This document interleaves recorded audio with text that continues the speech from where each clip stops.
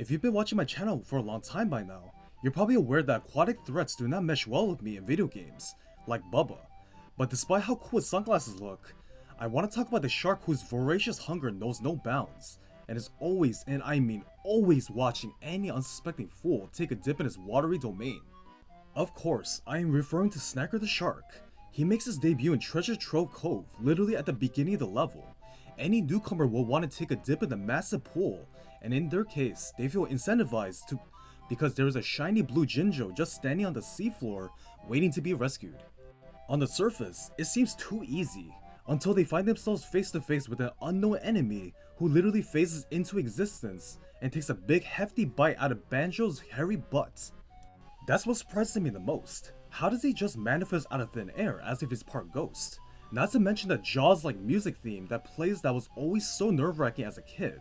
He will always swim faster than you, which makes sense, but you can repeatedly fly away to reach dry land.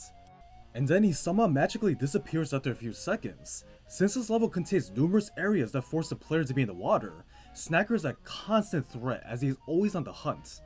It may not be always obvious, but he can actually be defeated by either firing blue eggs at him or use the Wandering ability.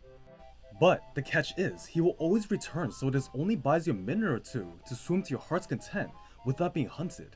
I don't even know if there's anything in the game that tells you this, and always assumed he was invincible. Although he returns in Rusty Bucket Bay, he doesn't talk like he does in Treasure Trove Cove. Speaking of, what sets him apart from Bubba is that he has some pretty funny lines that give him a lot more personality, showcasing his predator side, and a sort of goofy side that reminds you of Bowser in a way. He has a total of 5 quotes, and he says them in order every time Banjo enters the water or gets bitten. They are as follows. Snacker smells tasty dinner. Stay just there. Yippee! Snacker gets dessert too. Ah, cheese and crackers. Just wait there. Coffee and mints? I'll be right over. Mmm, lovely.